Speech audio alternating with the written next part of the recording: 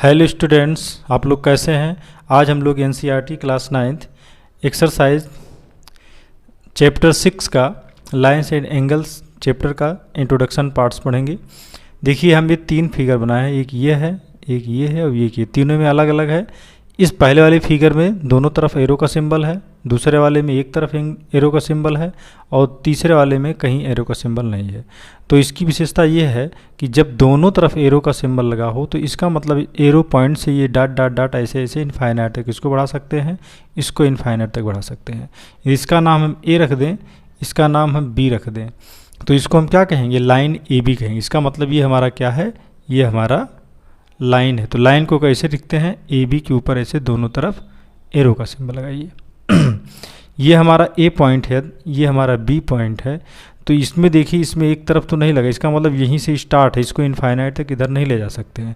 लेकिन बट इसको इस तरफ हम बी की तरफ जो है इसको इनफाइनाइट तक ऐसे ले जा सकते, क्योंकि एरो का सिंबल लगा है। तो ऐसे फिगर को हम क्या कहते हैं, रे कहते हैं। क्या कहते हैं, रे। तो रे को कैसे लिखा जाता है, ऐसे ए बी के ऊपर एक ऐसे लिखा जाता है, ए बी रे इसको पढ़ते हैं। ये क्या है, इसको ए मान लें, इसको बी मान लें। तो इसमें हमने क्या देखा, ये आपका लाइन सेगमेंट है, क्योंकि इसमें दोनों तरफ एरो का सिंबल नहीं लगा, मतलब इसको न 1 इंच भी इधर नहीं बढ़ सकता है, न इधर बढ़ सकता है, जहाँ तक ये है वहीं तक। तो इसको हम क्या कहेंगे, लाइन सेगमेंट। इसको हम कहते हैं लाइन सेगमेंट कहते हैं। इसको हम ऐसे लिखते हैं, ए बी लाइन सेगमेंट लिखना है तो ऐसे कर देंगे। तो ये चीज़ देखिए, लाइन में एंड पॉइंट नहीं पता होता है, दोनों तरफ इनफाइनाइट तक जाता है। रे में एक एंड पॉइंट होता है और दूसरी तरफ इनफाइनाइट तक जाता है। और लाइन सेगमेंट में दोनों एंड पॉइंट, मतलब स्टार्टिंग भी पॉइंट पता होता है और एंड पॉइंट भी पता होता है। तो स्टार्टिंग पॉइंट ये है, एंड पॉइंट बी है। तो लाइन सेगमेंट का दोनों पॉइंट हमें पता होता है। लाइन का कोई एंड पॉइंट नहीं होता है, ना स्टार्टिंग पॉइंट पता होता है, ना ही एंड पॉइंट पता होता है। और रे का स्टार्टिंग पॉइंट पता होता है, एंड पॉइंट नहीं पता होता। लाइन सेगमेंट का हमें एंड पॉइंट और स्टार्टिंग पॉइंट दोनों पता होता है। तो इसको जब हम लिखते हैं तो ए बी के ऊपर ऐसे दोनों तरफ एरो का निशान लगा देंगे। रे लिखने के लिए एक तरफ एरो का निशान लगाएंगे और सेगमेंट लिखने के लिए किसी तरफ एरो का निशान नहीं लगाएंगे। तो ये हमारा हुआ। अब हम इसके बारे में कुछ स्पेशल कॉन्सेप्ट समझते हैं। देखिए लिखा है पॉइंट। पॉइंट क्या होता है, पॉइंट हमारा जैसे ये है तो इसका क्या है, न इसकी लेंथ है, न इसकी ब्रेथ है, न इसकी हाइट होती है। इसको जानना हमें ज़रूरी है। लेंथ की न कोई हाइट होती है, न ब्रेथ होता है, न लेंथ होता है। इसको केवल रिप्रेजेंट किया जा सकता है कहीं। तो इसको हम ऐसे कह सकते हैं, point is that which has no component. Component का मतलब लेंथ, ब्रेथ, हाइट, इसके कोई घटक नहीं होते हैं। It is represented by A dot. इसको केवल हम एक डॉट से रिप्रेजेंट करते हैं। इसको हम कैपिटल लेटर में लिख दीजिए। ए एक पॉइंट है तो पॉइंट ए लिखेंगे, ओ पॉइंट है तो पॉइंट ओ लिखेंगे। इस तरह से हो गया। लाइन देखिए, जैसे मैंने लाइन को बता दिया है, दोनों एंड पॉइंट नहीं पता होता है, ना स्टार्टिंग पॉइंट ना एंड पॉइंट। तो इन दोनों एंड पॉइंट नहीं, स्टार्टिंग पॉइंट और एंड पॉइंट ये दोनों हमें नहीं पता होता है। तो ऐसे इनफाइनाइट तक दोनों होता है। इस ऐसे फिगर को हम लाइन के, जैसे when we join two distinct point. जैसे हमारा एक डिस्टिंक्ट पॉइंट ये है, एक डिस्टिंक्ट पॉइंट ये है, तो इसको जब हम ज्वाइन कर देते हैं तो क्या होता है, then we get a line. तो इसको हम लाइन कहते हैं। लेकिन line has no end point, इसका एंड पॉइंट नहीं होता है। इसका मतलब दोनों तरफ हम ऐसे एरो का सिंबल ऐसे लगा देंगे, तभी तो एंड पॉइंट नहीं होगा। No end point, it can be extended infinitely. इसको हम दोनों तरफ एक्सटेंड करते हैं इनफाइनाइट तक। देखिए line segment, it is the part of the line which has two end point. ये लाइन हमारा जो है उसी का एक पार्ट हम ले लेते हैं, मतलब एरो दोनों तरफ से गायब करते हैं तो हमको क्या मिलता है, लाइन सेगमेंट। लाइन सेगमेंट कैसे मिलता है, देखिए लाइन सेगमेंट में हमें दोनों एंड पॉइंट पता होते हैं, एक ये एंड पॉइंट और एक ये एंड पॉइंट, दोनों पता होता है। It is the part of the line segment has two end point. इसका दोनों एंड पॉइंट, स्टार्टिंग पॉइंट और एंड पॉइंट दोनों हमें पता होता है। अब हम देखेंगे रे। रे हमारा क्या है, रे is also a part of the line. Line का ही पार्ट रे होता है। रे लेकिन ऐसे बनता है, इसका नाम ए लिख दें, यहाँ पर हम बी लिख दें। रे में क्या होता है, इसका स्टार्टिंग पॉइंट हमें पता होता है लेकिन एंड पॉइंट मुझे पता नहीं होता। तो ray is also a part of line which has only one end point, जिसका एक एंड पॉइंट होता है, and has no end point on the other side. और दूसरी तरफ कोई एंड पॉइंट नहीं होता है। मतलब इस तरफ देखो एरो का सिंबल लगा है तो ये हमारा एंड पॉइंट नहीं पता, लेकिन इधर हमें ये देखो यहाँ से ही पता है तो इसका एंड पॉइंट ये है। तो ये हमारा क्या होता है, रे। तो रे को ऐसे लिखते हैं, ए बी लिखने के बाद इसके ऊपर एक एरो का निशान लगा देते हैं, तो ये आपका रे हो गया। लाइन सेगमेंट दोनों, लाइन सेगमेंट जब लिखना होता है इसे, तो दोनों तरफ हम एरो का निशान नहीं लगाते हैं, केवल इसे एक लाइन खींच देते हैं। लाइन लिखना होता है तो जैसे मुझे ए बी लाइन लिखना है, ये ए और बी है, तो इसको हम क्यों दोनों तरफ हम क्या करेंगे, रे का सिंबल लगाएं, तो ये हमारा लाइन हो जाता है। तो ये हमारा इस तरह से कंप्लीट होता है। अब हम आगे देखेंगे collinear and non collinear points क्या होता है। कॉलिनियर क्या होता है, जैसे कोई लाइन कोई पॉइंट इस तरह से, जैसे एक पॉइंट ये है, एक पॉइंट ये, एक पॉइंट ये है, तो ये ए मान लें, इसको बी मान लेते हैं, इसको सी मान लेते हैं। ए बी सी इस तरह से हो, इस तीनों को जब एक साथ मिलाएं तो एक सीधी लाइन बने। मतलब एक सीधी लाइन जब बन जाता है तो इसको हम क्या कहते हैं, कॉलिनियर होता है। और नॉन कॉलिनियर कब होता है, जैसे एक ए है, ये पॉइंट ए है, और एक पॉइंट ये बी है, और तीसरी पॉइंट इस लाइन में ना हो, कहीं दूर हो, तो ये मान लिया सी पॉइंट है। तो इसको जब हम तीनों को एक साथ मिलाते हैं तो क्या होता है, ये एक सीधी लाइन में नहीं बनते हैं, तो इसको हम नॉन कॉलिनियर पॉइंट्स कहते हैं। जैसे देखिए, points lie on the same line, जो पॉइंट्स होते हैं सभी एक लाइन में होते हैं, are known as collinear points. And the points that do not lie on the same line, और जो पॉइंट एक ही सेम लाइन में, जैसे ए बी तो लाइन में है लेकिन सी आपका लाइन में नहीं है, ऊपर चला गया, चाहे ऊपर चला जाए चाहे यहाँ चला जाए, बगल जब मिले सीधी लाइन में ना हो, तो उसको हम नॉन कॉलिनियर पॉइंट्स कहते हैं। एंगल क्या होता है, एंगल है when two rays begins from the same end point. मान लिया कि ये रे हमारा है ऐसे, और इसका एंड पॉइंट ये है, और यहाँ से एक रे और, दोनों को एक ही एंड पॉइंट से एक और रे इसे खींच देते हैं, तो ये दोनों रे का एंड पॉइंट एक ही पॉइंट से होकर जब जा रहा हो, तो ऐसे कंडीशन में जो हमारा फिगर बनता है, ये हमारा क्या होता है, एंगल बनता है। इसको थीटा या किसी और नाम से भी दे सकते हैं। अब देखिए, इसको समझना है, बहुत आसान है। जैसे लिखा है when two rays begins from the same end point, जब दो रे एक ही एंड पॉइंट से स्टार्ट होता है, then they form an angle, तब वो क्या बनते हैं, एंगल बनते हैं। दो रे के झुकाव को जो हमारा बनता है वो हमको क्या कहते हैं, उसको एंगल कहते हैं। The two rays are the arms of the angle and the end point is the vertex of the angle. जैसे मान लीजिए ये दोनों रे का जो दोनों रे होते हैं उस एंगल के आर्म्स होते हैं। मैंने ये एंगल बना तो एक आर्म्स ये है, एक आर्म्स ये है, इसकी भुजा होती है, और इसके जो एंड पॉइंट होते हैं ये और ये और ये क्या कहलाते हैं, जैसे इसको मैंने मिला दूँ ऐसे, तो हमारा ये आपका वर्टेक्स कहलाता है, ये वर्टेक्स होगा, इसको वर्टेक्स कहते हैं। अब हम देखते हैं एंगल्स के और कुछ आसान कॉन्सेप्ट जो हम पहले पढ़ चुके हैं। देखिए, बहुत इजी है। सबसे पहले हम देखेंगे एक्यूट एंगल्स। एक्यूट एंगल क्या होता है, an angle which is between 0 and 90। वो एंगल जो 0 और 90 के बीच में होता है उसे हम एक्यूट एंगल कहते हैं। जैसे मैंने 0 से अधिक हो और 90 से कम 89 हो, ये 1 2 3 4 5 6 लेकर 89 तक आपका एक्यूट एंगल होता है। अब हम देखेंगे राइट एंगल। हाँ, राइट एंगल हमारा होता है an angle which is exactly equal to 90। वो एंगल जो हमारा एकदम से 90 डिग्री होता है, 90 से कम होता है, 90 से ज़्यादा होता है, इसको हम क्या कहते हैं, राइट एंगल कहते हैं। ऑब्ट्यूज एंगल क्या होता है, इसको हिंदी में अधिक कोण कहते हैं। इसकी विशेषता क्या होती है, ये 90 से तो अधिक होता है बट 180 से कम होता है। ऐसे सारे एंगल को हम ऑब्ट्यूज एंगल कहेंगे। मतलब 91 से स्टार्ट करो, 90 से अधिक हो और 180 से कम जितने एंगल्स हों उन सबको हम ऑब्ट्यूज एंगल कहते हैं। N angle which is between 90 and 180, 90 और 180 के बीच में जितने एंगल्स होते हैं उसको ऑब्ट्यूज एंगल कहते हैं। रिफ्लेक्स एंगल क्या होता है, an angle which is between 180 and 360। वो एंगल जो 180 से अधिक हो बट 360 से कम हो, उन सारे एंगल को रिफ्लेक्स एंगल कहते हैं। एक चीज़ यहाँ जानना जरूरी है, जैसे मैंने कहा कि 270 क्या है, तो ये आपका रिफ्लेक्स एंगल है। क्या है, रिफ्लेक्स एंगल।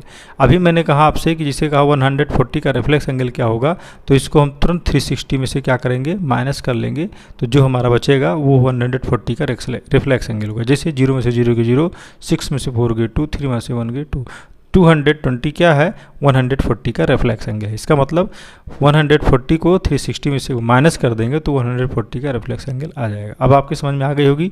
अब हम देखते हैं स्ट्रेट एंगल। स्ट्रेट एंगल जो एकदम सीधी लाइन में होता है तो इसके हर पॉइंट पर 180 एंगल बनेगा, इसलिए an angle which is exactly equal to 180। वो एंगल जो एकदम एग्जैक्ट 180 से कम हो न ज़्यादा हो, ऐसे एंगल को हम स्ट्रेट एंगल कहते हैं। कंप्लीट एंगल क्या होता है, देखिए कंप्लीट एंगल का नाम जैसे है संपूर्ण कोण। संपूर्ण का मतलब पूरा कोण मिलाकर 361 राउंड लगा देते हैं, हो जाता है। An angle which exactly equal to 360, वो एंगल जो 360 का होता है, कंप्लीट 360 का। जैसे ये है, इस पॉइंट के चारों तरफ ने घुमा दिया तो एंगल क्या बना, इस पॉइंट के चारों तरफ 360 का कोण बन गया, एंगल बन गया, इसलिए इसको हम कंप्लीट एंगल कहते हैं। अब हम लोग देखेंगे कॉम्प्लीमेंट्री एंड सप्लीमेंट्री।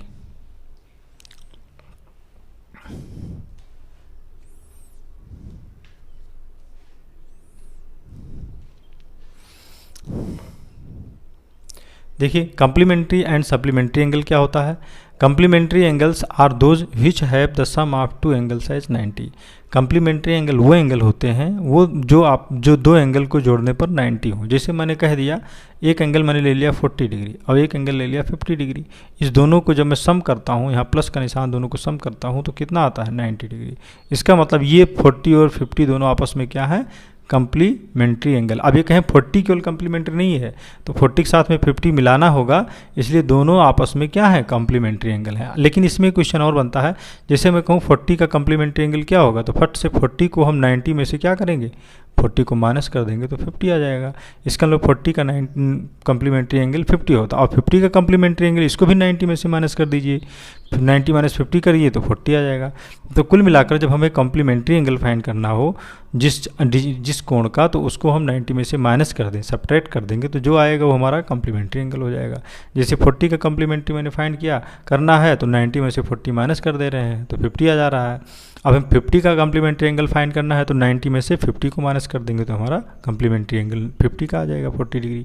तो इस तरह से हो। सप्लीमेंट्री एंगल्स क्या होते हैं, supplementary angles are those which have the sum of two angles are as 180। मतलब सप्लीमेंट्री एंगल वो एंगल होते हैं जब दो एंगल को जोड़ने से क्या होता है, 180 होता है। अभी को दो एंगल जब जोड़ रहे थे तो 90 हो रहा था तो कंप्लीमेंट्री हो रहा था। अब दो एंगल को जोड़ने से 180 होगा तो क्या होगा, आपका सप्लीमेंट्री। जैसे मैंने कह दिया एक 60 है और एक 120, इस दोनों को हम जोड़ते हैं तो हमारा क्या आता है, 180। इसका मतलब ये क्या है, ये आपस में सप्लीमेंट्री एंगल है। अब हम आपसे यहाँ पे यही चीज़ पूछना है, अब सप्लीमेंट्री एंगल, जैसे किसी का सप्लीमेंट्री एंगल पूछा जाए, मैंने कहा 180 का सप्लीमेंट्री क्या होगा, तो 0 होगा। अब मैं कहूँ 120 का सप्लीमेंट्री क्या होगा, तो फट से 180 में से 120 माइनस कर देंगे। ऐसे कंप्लीमेंट्री जब मैं पूछ रहा था तो 90 में से माइनस कर रहे थे, अब सप्लीमेंट्री पूछा जा रहा है तो 180 में से माइनस कर लेंगे। तो 180 में से 120 का पूछा है तो 120 घटा देंगे तो 60 आ जाएगा। इसका मतलब 120 का सप्लीमेंट्री एंगल 60 होता है और 60 का सप्लीमेंट्री एंगल 120 होगा, क्योंकि 180 में से 60 माइनस करोगे तो 120 ही आएगा। तो इस तरह से हमारा कंप्लीमेंट्री और सप्लीमेंट्री एंगल क्लियर होता है। अब सबसे इंपॉर्टेंट चीज़ आता है एडजेसेंट एंगल क्या होता है। एडजेसेंट एंगल बहुत ही इंपॉर्टेंट है, इसको हम संलग्न कोण या पड़ोसी एंगल भी कहते हैं, पड़ोसी कोण भी कहते हैं। जैसे इसमें क्या होता है, इसके लिए हमें क्या होना चाहिए, इसके लिए दो कोण बन रहा हो अलग अलग, लेकिन दोनों का क्या हो, वर्टिक्स सेम हो। दोनों एंगल जो बन रहे हैं अलग अलग उसके क्या हो, वर्टिसेस सेम हो, बट और एक साइज क्या होना चाहिए, इसका साइज एक आर्म जो होता है एंगल का वो आपस में कॉमन होना चाहिए दोनों एंगल के। तो ये ऐसे एंगल आपके क्या कहलाते हैं, एडजेसेंट एंगल। फिर से सुनिए, एडजेसेंट एंगल वो एंगल कहलाते हैं जिसके वर्टिस, उस एंगल के दोनों एंगल के वर्टिस क्या होने चाहिए, एक ही होना चाहिए और उसमें कोई एक साइड जो हो कॉमन होनी चाहिए दोनों एंगल का। तो देखिए ऐसे मैंने बना दिया, ये ए है, ये बी है, ये सी है और ये डी है। तो हम ये देख रहे हैं बी जो है ये आपका क्या है, ये कॉमन पॉइंट है। बी हमारा जो है ये कॉमन पॉइंट है और ये देखिए बी डी जो हमारा है दोनों एंगल का क्या है, ये भी कॉमन साइड है। तो इसका मतलब बी ए बी डी और डी बी सी आपस में क्या है, ये आपका एडजेसेंट एंगल कहलाते हैं। तो आपको समझ में आ गई होगी। जैसे मैंने बता दिया ऐसे खींच दिया तो इस पॉइंट से क्या है, इस पॉइंट में इस एंगल का और इस एंगल का दोनों का वर्टिस सेम है और ये साइड क्या है, कॉमन, इसलिए ये एंगल और ये एंगल आपस में एडजेसेंट एंगल भी कहलाए। तो इस तरह से हमारा ये कंप्लीट होता है। अब हम आगे देखेंगे लीनियर पेयर, कुछ प्रॉपर्टी पढ़ लेते हैं। Linear pair of angle, linear pair of angle को हम क्या कहेंगे, मतलब ऐसे एंगल जैसे इस तरह से एक स्ट्रेट लाइन बना हो, इसमें ये एंगल एक बना दिया, कोई एक साइड को, एक रे को हम रेज कर दे रहे हैं, तो ये हमारा कॉमन पॉइंट है। तो देखिए if two angles have the same vertex, ये दो एंगल, एक एंगल ये है और एक एंगल ये है, दोनों का वर्टिस क्या है, ये है, इसको हम वो मान लेते हैं, ये ए, ये बी और ये सी है। तो if two angles have the same vertex and one common arm, और एक कॉमन आर्म हो, वर्टिक्स देखो इस एंगल का भी यही वर्टिक्स है और इस एंगल का भी वर्टिक्स, तो ये हमारा वर्टिक्स वो जो कॉमन है और इसमें एक आर्म इस एंगल में जब बनाया तो यही आर्म आया और इस एंगल को बनाया तो यही आर्म आया। मतलब if two angles have the same vertex and one common arm but the arms which are not common are making a line, इस तरह से कॉमन ना हो कि लाइन न बनाता हो, then these are called the linear pair of angle. लेकिन इस तरह से कॉमन हो कि सीधा एकदम लाइन बना रहा हो, तो ऐसे एंगल को जो दोनों एंगल बनते हैं उसको हम क्या कहते हैं, लीनियर पेयर। तो इसको यदि एंगल 1 मान लें, इसको एंगल 2 मान लेते हैं, तो angle 1 plus angle 2 equal to क्या होता है, 180। तो ये आपका क्या होता है, लीनियर पेयर होता है। दो एंगल बनते हैं किसी लाइन पर, तो दोनों एंगल का सम कितना होना चाहिए, 180 होता है। ऐसे कंडीशन में लीनियर पेयर बनते हैं।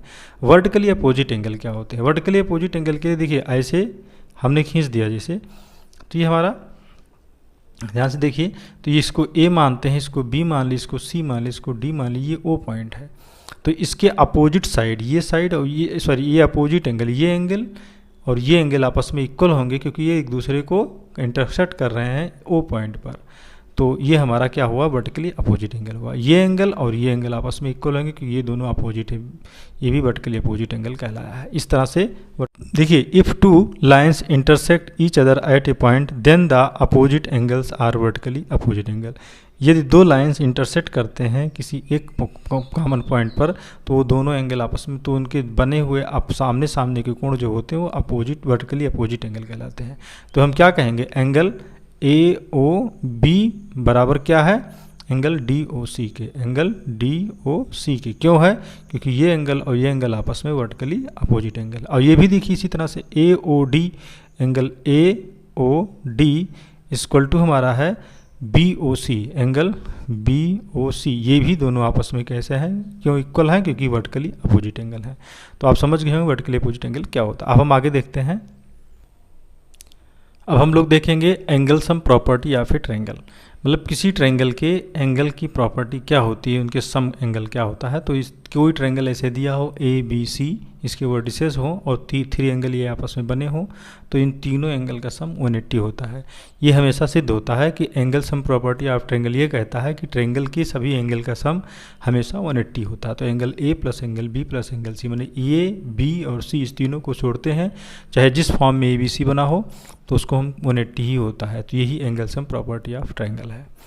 अब हम एक चीज़ और इम्पॉर्टेंट देखते हैं, ये हमारा इम्पॉर्टेंट है exterior angle triangle sum property. Exterior angle triangle, exterior का मतलब होता है बाह्य कोण, एक्सटीरियर एंगल का मतलब बाह्य कोण। त्रिभुज के बाह्य कोण क्या होता है, सम प्रॉपर्टी। तो इसकी क्या होते हैं, कोई त्रिभुज इस तरह से बना हो, जैसे हमारा ये है ए बी सी, ये बना है, ये एंगल 1, एंगल 2, एंगल 3, और इस ए बी लाइन को हम एक्सटेंड कर दें जैसे डी तक, तो ये बाहर एक कोण हमारा ये बन जाता है। तो देखिए ये 1, ये 2, ये 3, ये 4 बन गया। तो ये आपका ये इस ट्रायंगल का बाह्य कोण क्या हुआ, ये हुआ। तो ये बाह्य कोण में क्या रिलेशन है, इसके अपोजिट कोण कौन से, ये है और ये कोण है। तो इस एंगल 1 और एंगल 2 को जोड़ा जाता है तो बाह्य कोण के बराबर होते हैं।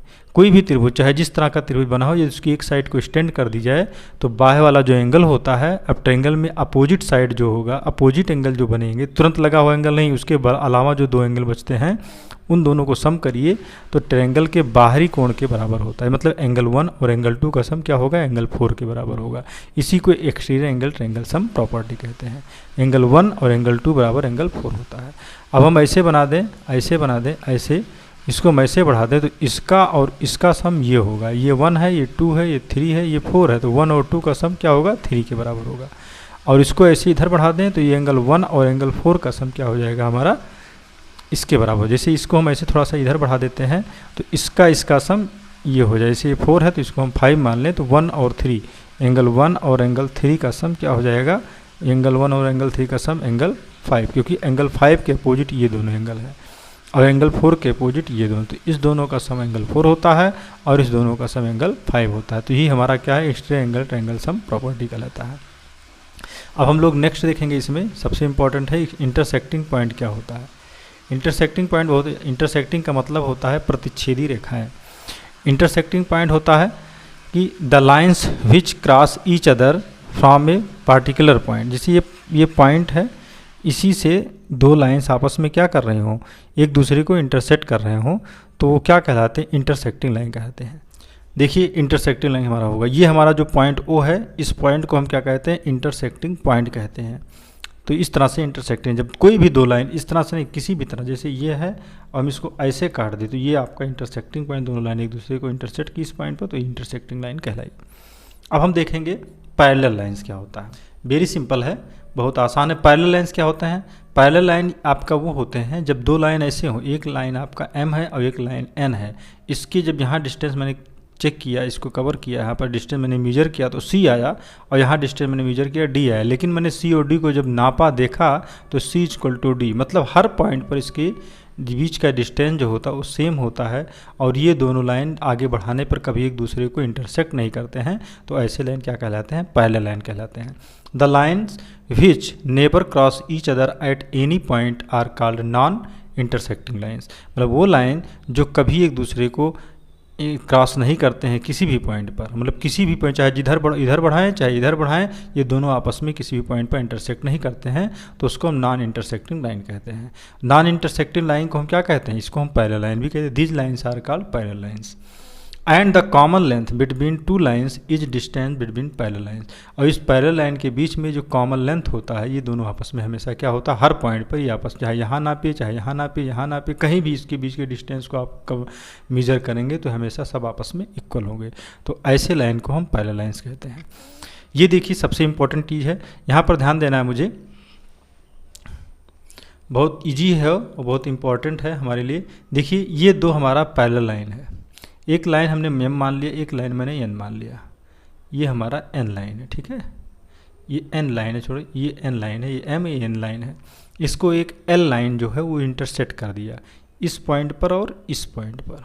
अब देखिए इसमें कुछ रिलेशन बनते हैं, corresponding angles, alternate interior angles, alternate exterior angle और को इंटीरियर एंगल्स, इसको कहते हैं ट्रांसवर्सल बिटवीन सेम पैरेलल। इसी को क्या कहते हैं?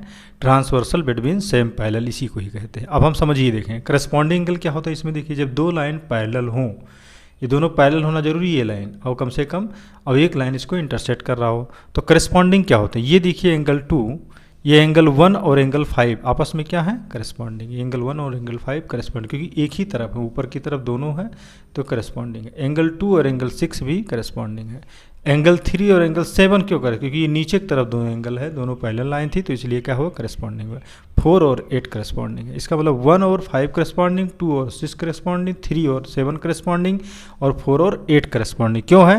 क्योंकि देखिए ऊपर है तो ये जस्ट ऊपर, ये ऊपर है तो जस्ट ऊपर, अब ये 3 नीचे है तो जस्ट नीचे, 4 नीचे है तो जस्ट 8 नीचे है, तो एक ही तरफ के सिवा एंगल होते हैं तो उसको हम क्या कहते हैं? करस्पॉन्डिंग एंगल कहलाते हैं। कब होता है? जब दो पैरेलल लाइन को एक लाइन को ही इंटरसेक्ट करता हो, दोनों लाइन को। अब देखते हैं अल्टरनेट इंटीरियर एंगल। वैसे अल्टरनेट एंगल कब होता है इसको जान लेंगे, जब हमारे जेड का फॉर्म बनता है ये, तो इंटीरियर का मतलब अंदर की तरफ, तो अंदर जेड की ये होता है ये एंगल, और ये एंगल क्या होता है? Alternate interior. देखिए कहाँ बन रहा है? एंगल 3 देखिए, एंगल 3 और 6 देखिए, ये जेड हमारा ऐसे बना, ऐसे, तो ये देखिए जेड के अंदर ये और ये कोण हमारा क्या हो गया? अल्टरनेट इंटीरियर हो गया। इसी तरह से इसको ऐसे बनाते हैं, ऐसे ऐसे, तो ये देखिए जेड ऐसे बना, तो ये एंगल 4 एंगल 5 हमारा क्या हुआ? ये भी आपका अल्टरनेट इंटीरियर एंगल है, क्योंकि अंदर की तरफ है। अब हम आगे देखते हैं अल्टरनेट एक्सटीरियर एंगल कब होता है।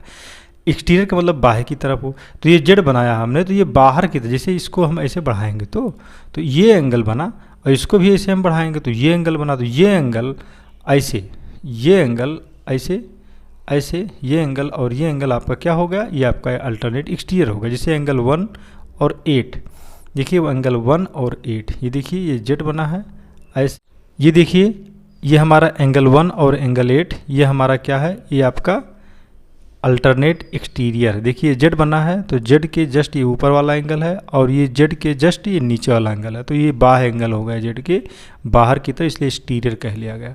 तो एंगल 1 और 8 आपस में क्या है? अल्टरनेट एक्सटीरियर है। इसी तरह से 1 का 2 भी है, 2 भी आपका 2 और 7, ये देखिए 2 और 7 ऐसे है, तो ये जेड इस तरह से जब बनाते हैं तो ये ऊपर 2 है और इसके नीचे 7 है, कुल मिलाकर ऐसे, तो ये ऊपर इधर की तरफ, ऊपर की तरफ, जैसे ये 1 और 8 और ये 2 और 7, इस तरह से हमारा अल्टरनेट एक्सटीरियर एंगल होता है। अब देखिए ये एंगल और ये एंगल का सम हमेशा क्या होता है? 180 होता है, क्योंकि ये ट्रांसवर्सल है और बिटवीन सेम पैरेलल है। तो ट्रांसवर्सल बिटवीन सेम पैरेलल को हम को इंटीरियर एंगल भी कहते हैं, इसका एक नाम ये भी है। तो एंगल 4 और एंगल 6 जो होता है वो हमारा क्या होता है? 180। इसी तरह एंगल 3 और एंगल 5 ये भी हमारा 180 है, तो इसको को इंटीरियर एंगल कहते हैं, या ट्रांसवर्सल बिटवीन सेम पैरेलल भी कहते हैं। Transversal between same parallel. इसका एक रीजन ये भी लिख सकते हो, चाहे कोई एंटीरियर एंगल लो 60 में है। तो इस तरह से स्टूडेंट्स हमारा ये इंट्रोडक्शन पार्ट कंप्लीट होता है, और मुझे आशा है कि आप इंट्रोडक्शन पार्ट अच्छे समझ गए होंगे। तो मैं उम्मीद करता हूँ कि जब मैं एक्सरसाइज पढ़ाऊँगा तो आपको ज़रूर समझ में आएगा, और इस इंट्रोडक्शन पार्ट को एक बार नहीं 2 बार 3 बार अच्छे से इस वीडियो को बहुत ही शांत मन से समझिए, सुनिए, और जो कुछ डाउट हो कमेंट बॉक्स में ज़रूर कमेंट करें। और हमारे इस वीडियो को देखने वाले यदि आप नए व्यूअर हैं तो हमारे चैनल को सब्सक्राइब करें, लाइक करें और इसे शेयर भी करें। So thanks for watching this video.